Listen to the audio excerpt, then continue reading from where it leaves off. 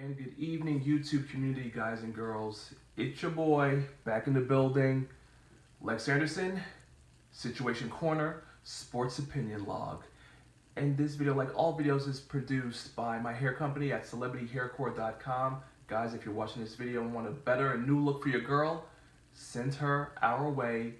Promo codes and deals are on the gram, at Instagram, at celebrityhaircore, and let us make her look like the CHCStar she could be. Okay, you know what it is, folks.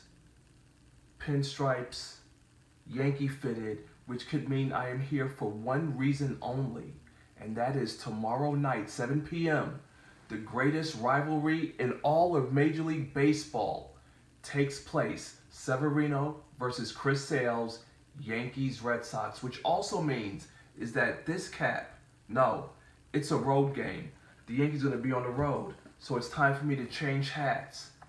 This hat is from 2012, when it was celebrating the 100 years of the Yankees-Red Sox rivalry. It's now 2018, which means that this hat has lasted longer in my life than most people's relationships. But that's okay, because I am always dedicated now and forever to the YankeesUniverse and the goal of bringing home a championship to the Bronx. But right now, we've hit kind of a bump in the road. And that would be, the bump would kind of be Giancarlo Stanton and his batting average over the last 6 games last week. Once again, the Yankees suffered an extra inning loss to the Baltimore Orioles in 12 innings, final score 8-7. The Yankees bullpen blew a 5-0 lead. And I honestly said it as an April Fool's joke in the last video, but I'm going to say it in this video because I, Lex Anderson, here in the Sports Opinion Log, I'm not being paid by the Yes Network. The New York Yankees aren't cutting me a check. So as a fan, a realistic fan, I have to talk about what's right and what's wrong. And what's wrong with the Yankees is that they do need to fire Aaron Boone. I don't like Aaron Boone as the head coach. I didn't want Aaron Boone as the head coach, and I've been talking to people out there in the Yankee universe. My boy Callie, you know who you are and where you are. We don't like him.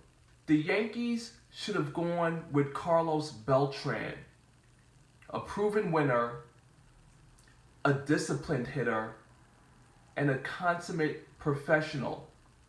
I would rather have someone like Carlos Beltran working with Judge and Stanton. Yes, I've heard from the Yankee haters that there'll be a lot of strikeouts between Judge and Stanton, which would make it seem, in my mind, the better option to go with Carlos Beltran, who has delivered and performed in big-time situations. Well, except for that time when he was with the Mets and left the bet on his shoulder versus the Cardinals in Game 7 with a chance to go to the World Series. But I'm just only saying that because I'm also a historian, so we need to know the facts. Some people's minds can't go back that far, but I can go back to 2007 and remind you, Beltran had the shoulder on his back, but he was with the Yankees. Aaron Boone, yeah, he hit a lucky home run off of Pedro Martinez to send the Yankees into the World Series, but where has he been other than a talking head analyst, excuse me. And you want to put a guy with no managerial coaching experience at the helm of one of the most storied franchises in all of professional sports? To me, it just doesn't work that way. But see, a lot of people go by the big sports network and what they say. But me being here out in the streets in New York City, this is what it really was. The Yankees didn't want Girardi after his 10 years of service, even though he did bring home a World Series championship and had us one game from going back to the World Series. People make fun of Joe Girardi with his binders and notebooks with stats and pitching matchups, but look at what our bullpen has been doing. Losing 2 extra inning games to the Orioles, one game in 14 innings, another game in 12 innings. Like, this would have probably never have happened under Joe. The Yankees are currently at 5-5. The Red Sox are at the top of the AL East, 8-1. Even the NL losers, the Mets, winners of 6 straight, they're 8-1. and we're meandering at 5-5, it's honestly unacceptable because of the high expectations that I have for my team as a Yankee fan with a coach that I don't want. I also didn't want when the Yankees signed Randy Johnson, 15 years too late in his career. He came to New York and he was a dub. He was a walking loss. He did nothing for the Yankees, but George Steinbrenner wanted him. And he got him 15 years later. He did nothing for the Yankees. He wound up going back to the National League and becoming a dominant strikeout king. I remember there was a game where Randy Johnson, you could tell by the second inning if he was going to win or lose.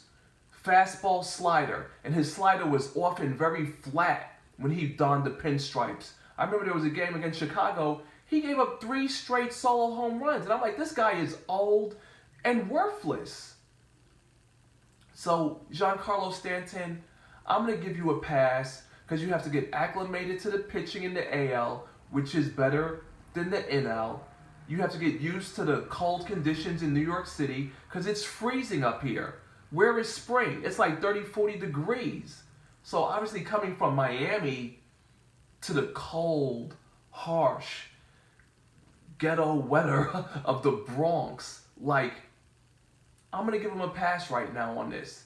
As disappointed and as upset as I am that he went 0 for 7 yesterday afternoon, and I had to tune into the WrestleMania pre-show because the game was too long. We should have won the game in 9 innings. It's all inexcusable.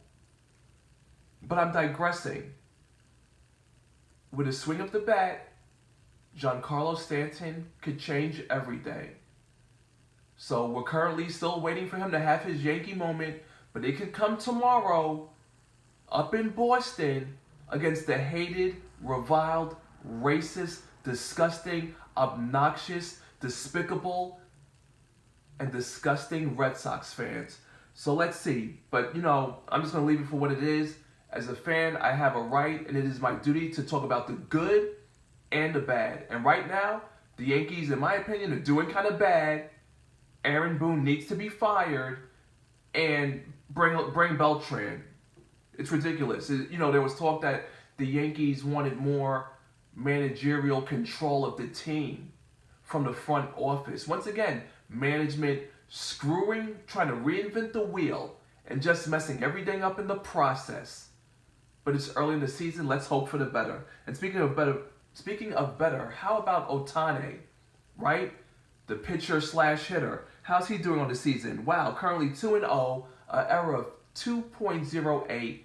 He took a perfect game into the 7th inning against the Oakland A's, 18 strikeouts, and this guy throws up to 100 miles per hour.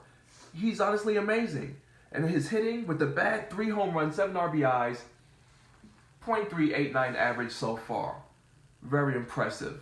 Very impressive. So, again, I'm going to keep my eye out on this guy Ohtani because he's putting up numbers that haven't been seen since 1919. It's currently 2018. So what? We're talking about, 99 years?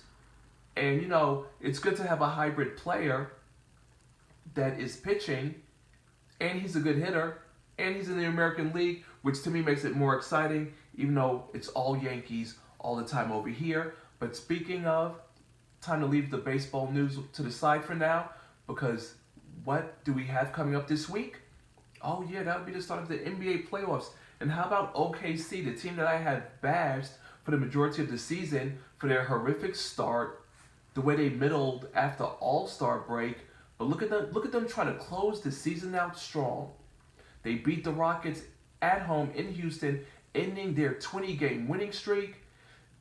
Tonight, as I speak of this video, Westbrook dropped his 25th triple-double of the season in a 115-93 victory over the Miami Heat. Westbrook dropped, what did he drop? 23 points, 18 rebounds, and 13 assists. Very impressive.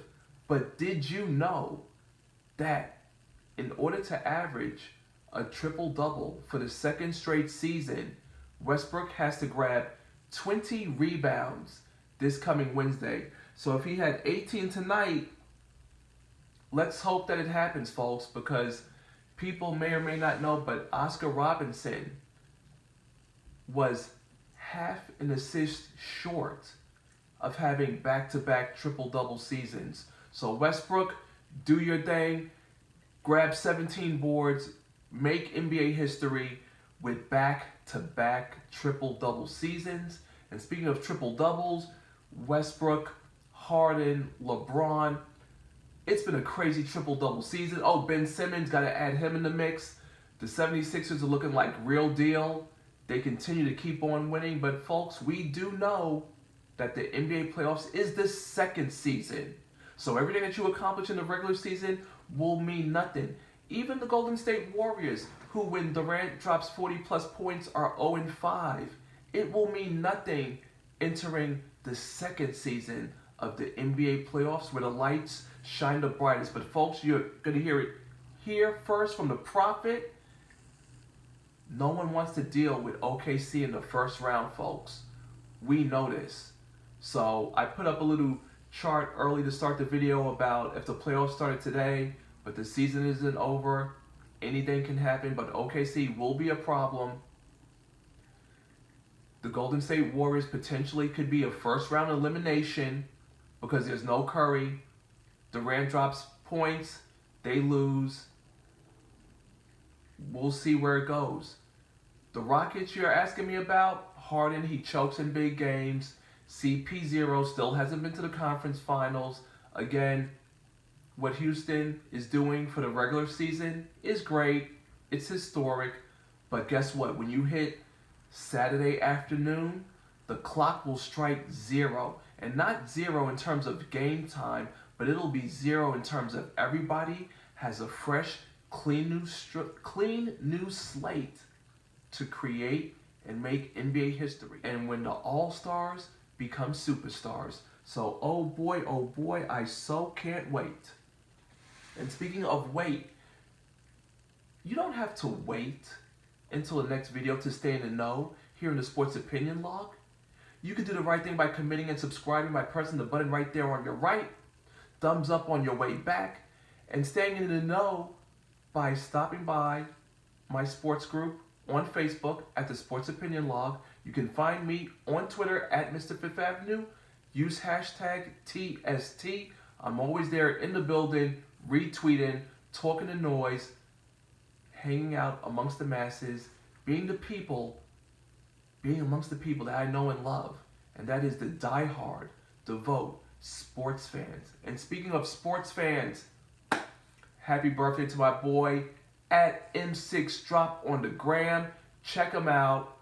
Follow him on the gram at N6Drop. Happy birthday shout out. Aries in the building. Your boy Lex Anderson, he's the Aries too. But my birthday will be revealed on the day of. Until then, this is your boy Lex Anderson doing what I do best. Shout out YankeesUniverse. We get it popping tomorrow at 7 p.m. So I'll be switching between that and SmackDown. And speaking of SmackDown, right? WrestleMania. Whew.